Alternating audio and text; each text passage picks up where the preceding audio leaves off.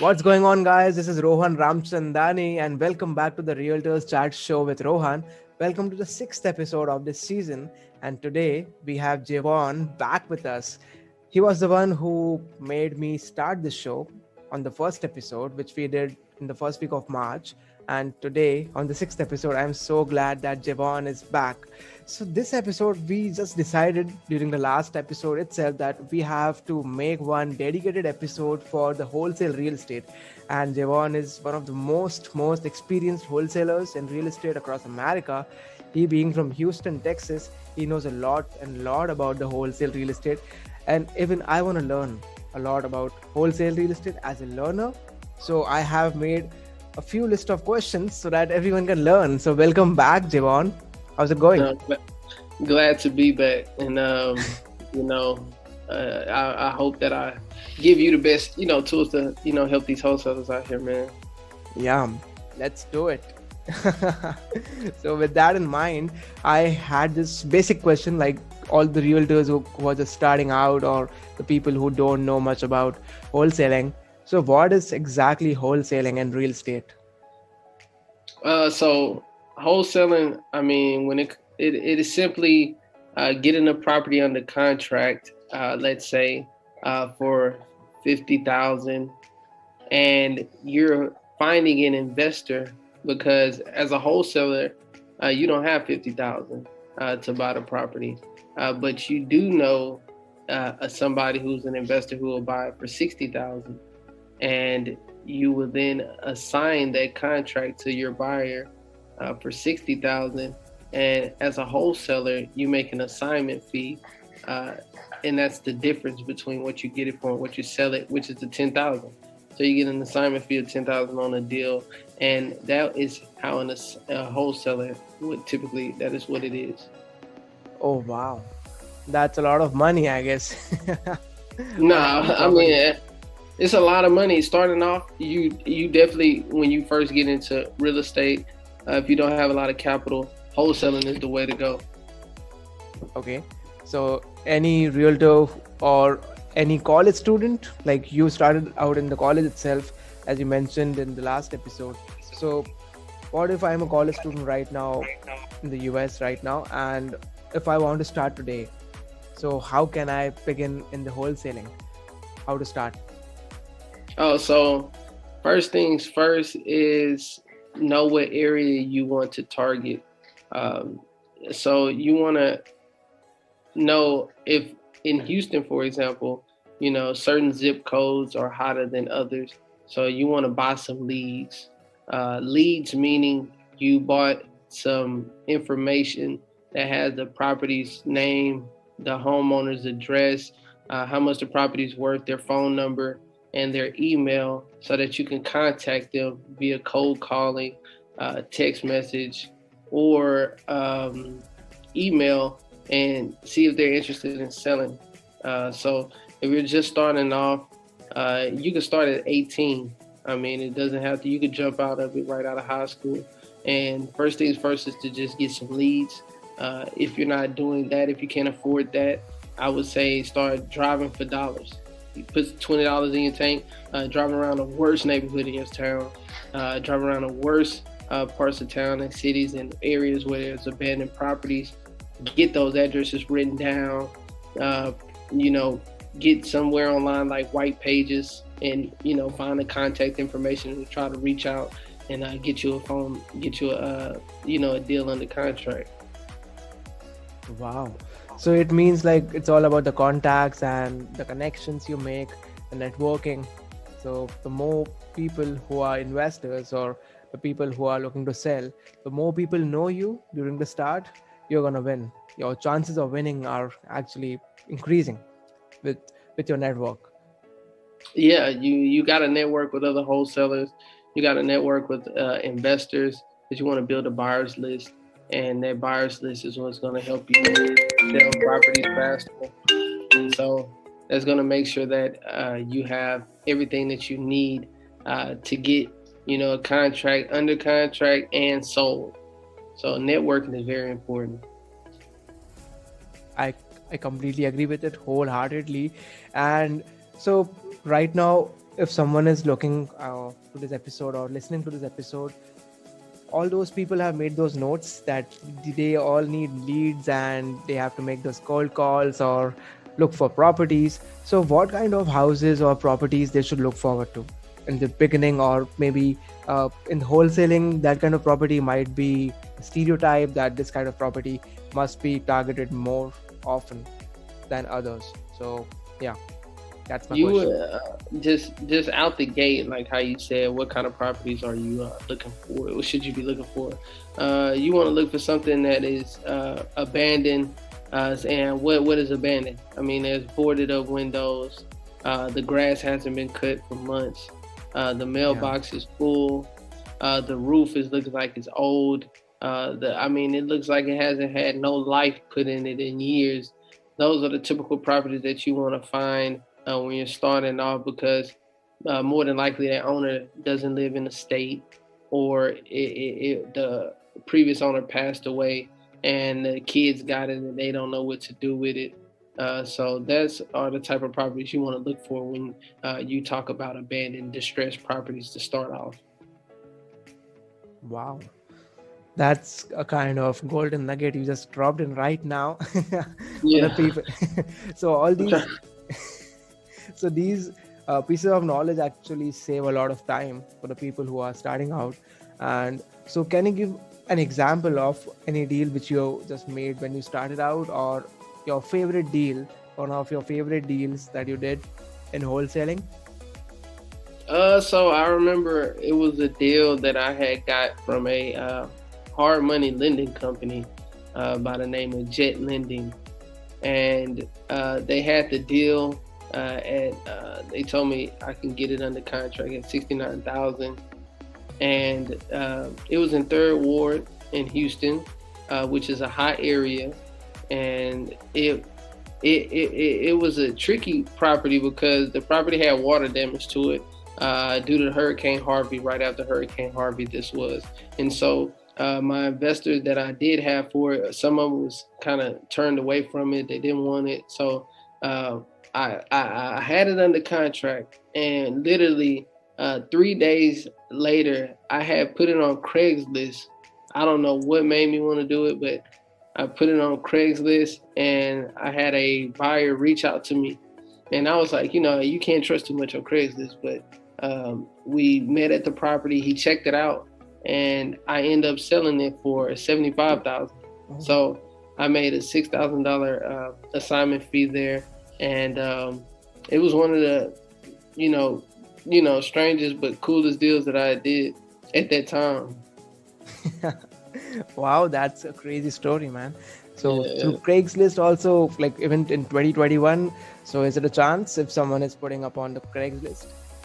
Yeah, I think Craigslist will never go away. It's like a big marketing platform, and people get on it. Investors get on it more often than what you would think or imagine. Yeah, exactly.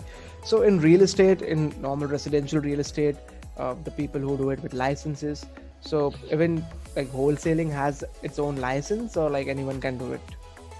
Anyone can do it. That's the beauties of it all. I mean, like, long as you are doing it professional, shall I say, even though you don't need a license to do it, it should still be carried out in a professional way. You don't want to waste sellers' times.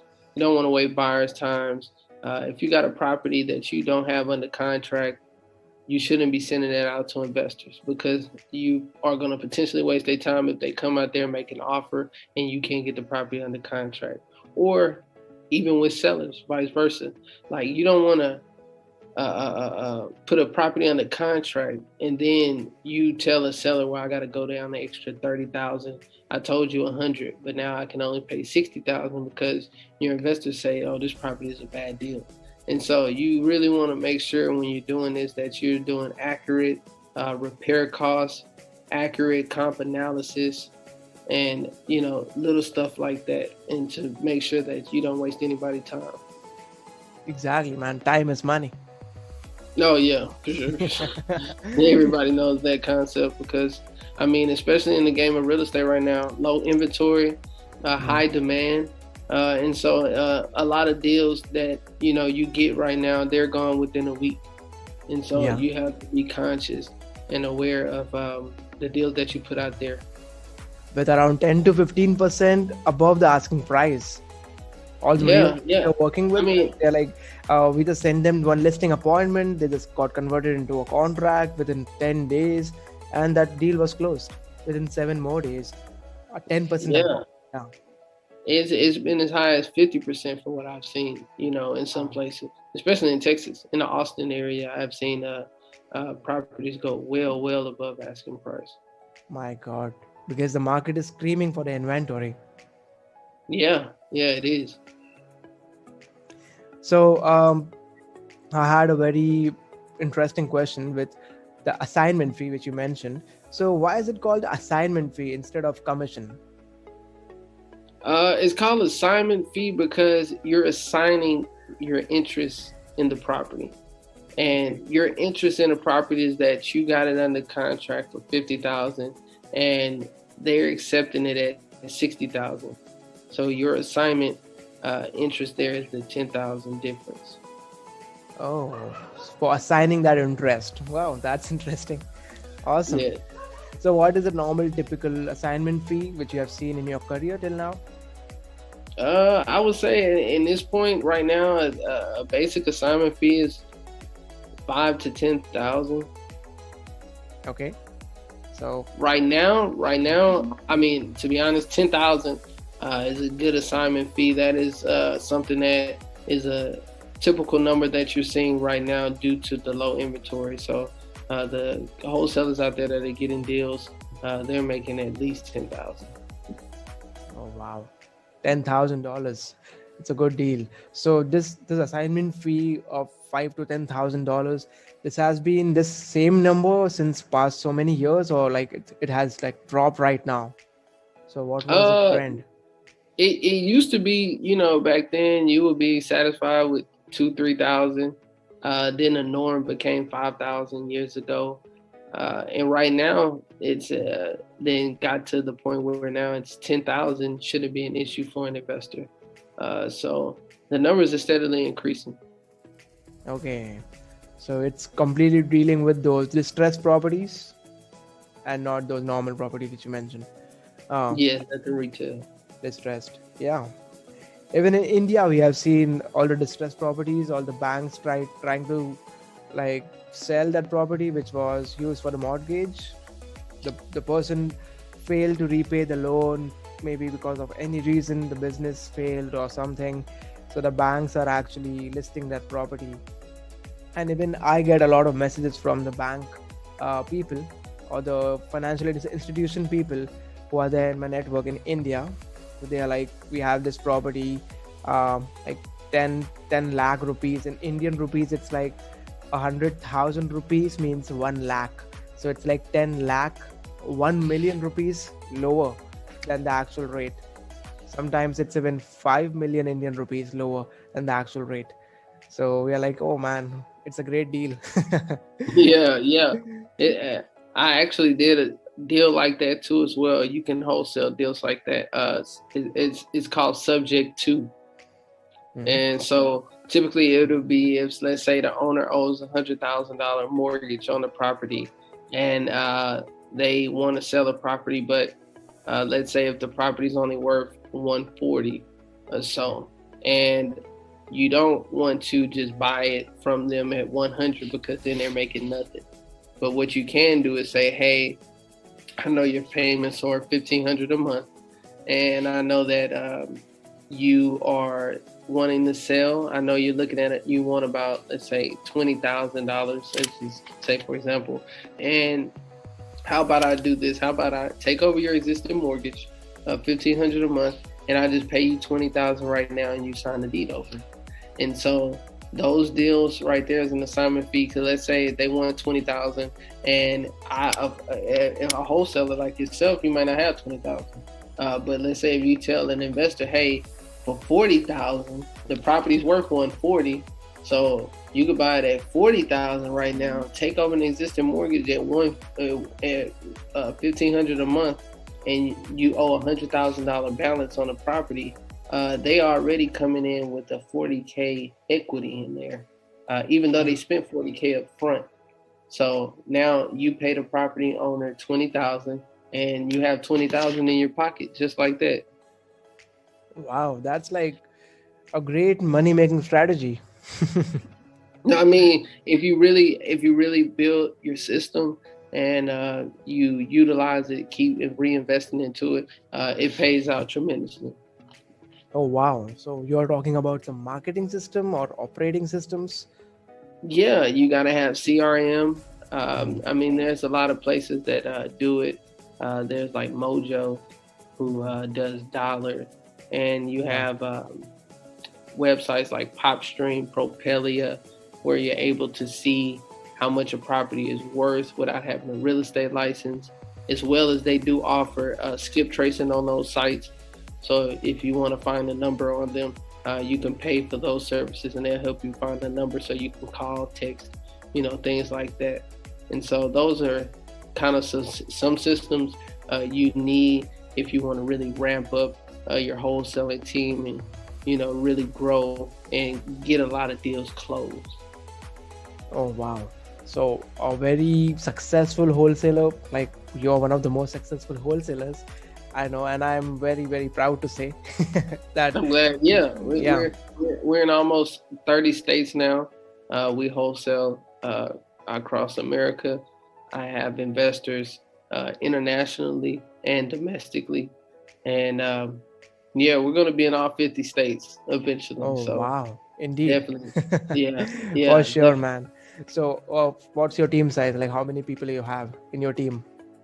Right now we have 20 plus, and steadily growing.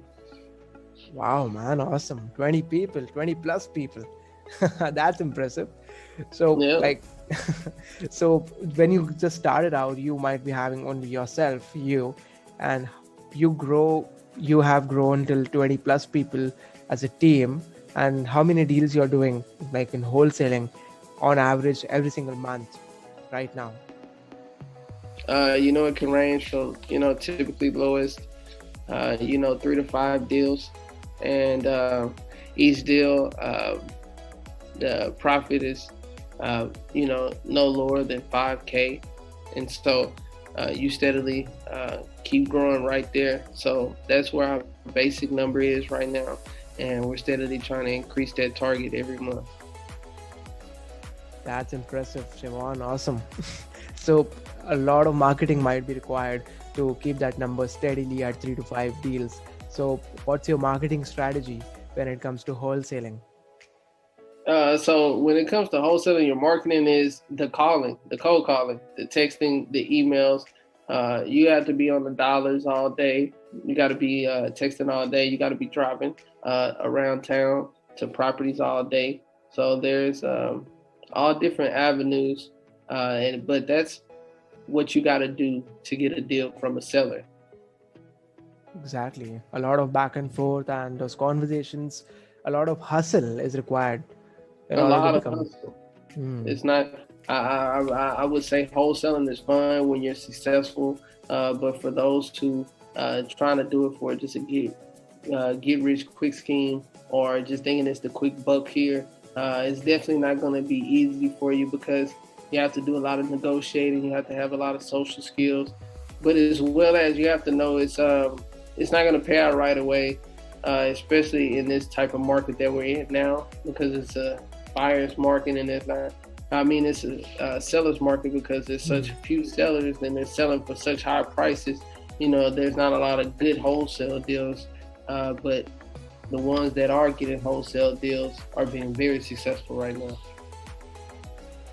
So as you mentioned, right now it's not a get rich quick scheme. So if some agent is starting out in 2021, so how long like he should expect that I'll become successful with at least 1 to 2 deals consistently every single month? How long does it take on average? I mean, it varies. I'll say it takes a couple months, to really start to really get the groove of it. I mean, for some people, it's faster than others because, let's say, if you have somebody that selling the property, Of course, then they give you referrals. So referrals make the work a little bit easier. But if you're just starting off and you have no knowledge, you have no referrals, you have absolutely even no capital to start, and you have to drive for dollars, it could take months, or it could take weeks. And it's all about luck is a part of it too. You can't exclude that out sometimes. That's a part of the process. Yeah, exactly. You're just showing up every day trying to get some deals, driving around, talking to people, telling them, and maybe in Starbucks, hey man, if you got a deal and you're looking to sell your property, you can refer it to me.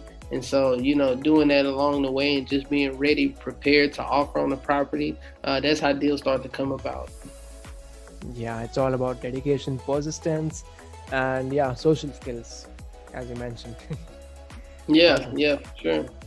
So as you mentioned, the marketing strategy is majorly cold calling and driving around. Like whenever I call you, Javon, you are driving somewhere in the car, or you say I'm in a meeting. So I could sense it that it's a lot of hard work and a lot of people you have to meet every single day. Investors, sellers, daily you're doing meetings, traveling from investor to the seller to the investor. It's a lot of driving. It's a lot of time. It's a lot of time, and I'm glad that you said that, because that is a typical life of anybody in real estate who are looking to grow and really make a generational wealth in this, and really make that passive income, whatever your end goal may be. But if you really want to be in the game, you're going to be in the car a lot, like you said, talking to people a lot, and definitely having to do a lot of negotiation, and just always having to, show up. Essentially, it doesn't matter where it's at, in a meeting, in a property, with a seller, buyer contract, but a lot of it is just showing up. That's a big part of the game. I agree, man. So I had this question, like finding buyers is difficult, like finding investors is difficult, or finding sellers is difficult in wholesaling? Typically finding, it'd be, if you had to choose one or the other, I would say finding sellers in today's market right now, because of the low inventory. Typically, it all depends on what the market trend is at that moment. In some states and some cities, there's more properties than there are buyers. And so specifically with the Houston market, when you talk about which one is harder to find, it will be sellers, because buyers right now, they're coming out to the property and locking up the contract within a couple of days, 7 days at max, if it's a good deal. These days, no one is like looking to sell. And even if someone is showing some interest, that kind of person is like, they are ready to take action. That's why, and also they are having so many buyers to choose from. And they don't have to take the lowest offer like you would have done, a couple of years ago. You're going with the highest and best offer, and they're paying over, retail. Exactly. So maybe it feels like sometimes, like we dream of that. If we could be the sellers in today's market, like we were like celebrities. Yeah, you're a high pick, because typically in wholesaling, you're gonna go by the 70% rule, and a 70% rule basically is saying, like, if a property is worth $100,000 and you want to get it 70% of that value of it, and so 100,000, 70% of that is 70,000. So you want to get it for 70,000. And that's not including, let's just say if it needs repairs, and let's say it needs 20,000 in repairs, then you got to subtract that from that 70,000. And so that's 50,000, what you should offer the homeowner if you're a wholesaler. And typically right now, buyers are paying, 80% value for the property, up to.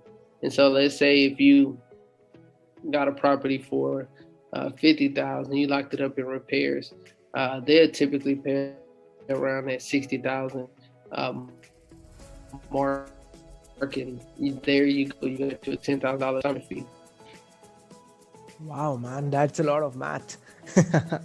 And doing that math and negotiating. Yeah, go on. Yeah, you're doing a lot of math, a lot of crunching the numbers. I went to school for economics, so Same that here.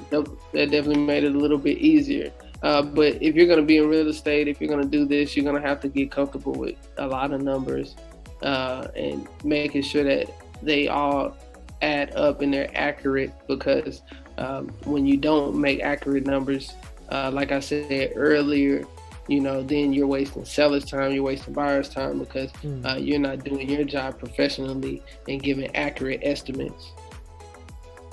Wow, man, that's awesome. So right now, for example, a property is of 50,000, and you want to make at least an assignment fee of 5,000. So you will be saying that this property is 55,000 to the investor, right? So what if that investor says, "Oh, 55,000 is a lot. So are you charging a lot of assignment fee? Please lower that assignment fee. What's that 5,000 is all about? I should pay only a couple of thousand." So how to handle that kind of negotiation? Just curious. Yeah. I mean, yeah. If an investor told me, "Hey, that 5,000 was too much for me, Javon, and I don't believe you deserve it," and when you hear that, your answer back is, if you was in my shoes, if you spend time marketing, driving around, emailing, calling, doing a negotiation, and all of the legwork just to see you come out here for 30 minutes with your contractor and say, "This is how much it's worth and this is what I'll pay for it," that's almost an insult to me, because you 99% chance wouldn't have done the cold calling, emailing, negotiation, and saying, "Hey, I got this cash and I'm ready to buy it." And so that fee that you're paying is essentially paying for all of that due diligence and all of the legwork before it even got to you, and you're able to make this quick decision based off my work. And so for those investors out there that do that, those are the ones you try to avoid and try not to work with, because at the end of the day, as a wholesaler, you're the key to it all. You're the middleman. You bring the seller and the buyer together, and that shouldn't be taken for granted. Exactly. But you might be having those experiences in the past where the clients were like, no, you don't deserve it. So you might be having some experiences in the past, or like you just imagined this can be an experience for me.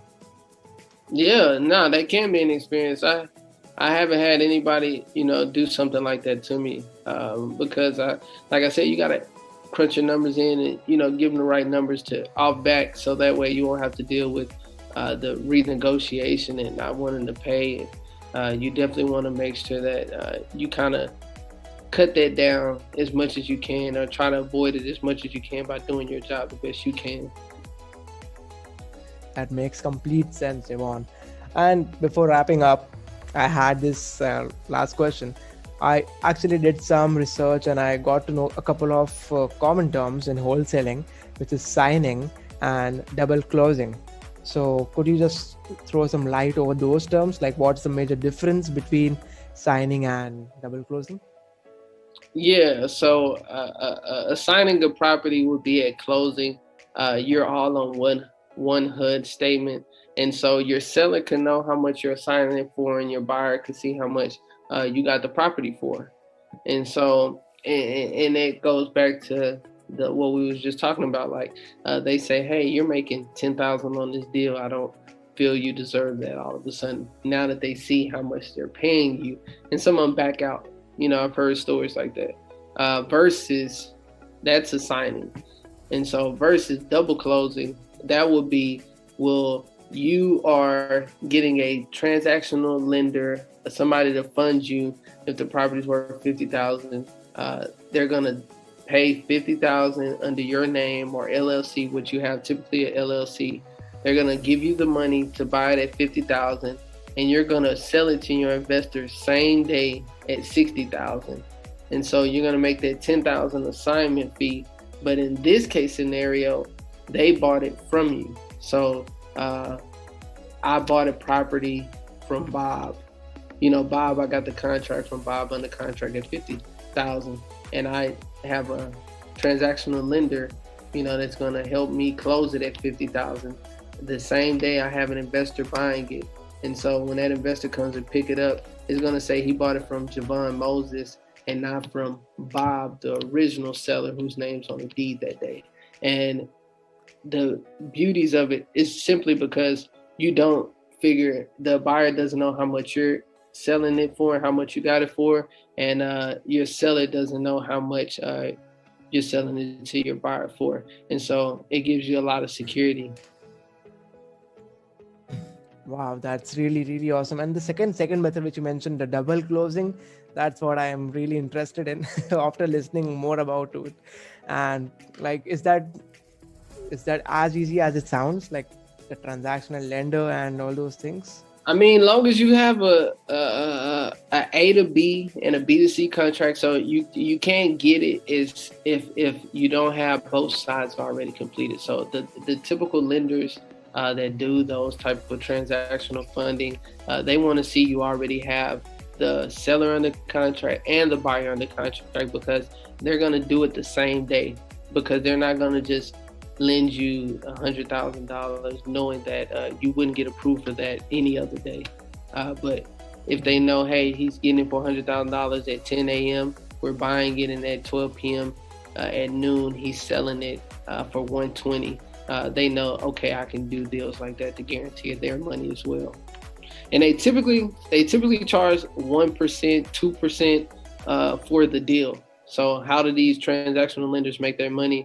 If it's $100,000 purchase price, they'll typically charge you $1,000 to get it done, or $2,000 to get it done. Oh wow, that's around 1 to 2%. Yeah. Yeah, it's 1 or 2%. Everybody are making money. Everybody. Yeah, everybody. That's why I love real estate. Yeah, even me. So I actually looked for some properties in the Dubai, in the Burj Khalifa, and I sent you that image, right? That day, one is in the Burj Khalifa and one is in the Palm Jumeirah. It's a man-made island in Dubai. So that's one of the most luxurious real estate I have ever seen in the world. So let's travel over there someday and let's buy something together. I mean, that's the goal to own real estate in all 7 continents. And we're gonna own something in Dubai, man. We're gonna have a good time and have us a nice high rise and enjoy it. Definitely, man, definitely.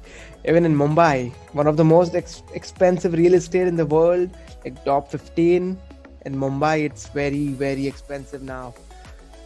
People don't have homes.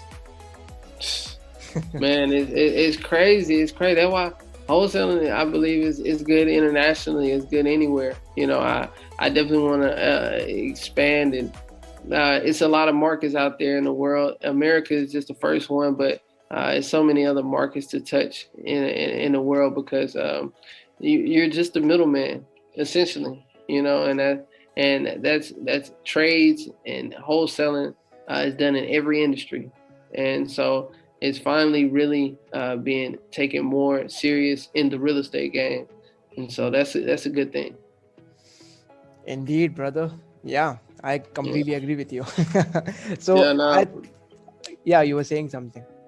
Oh, nothing. So it was a great episode, I think. What do you think?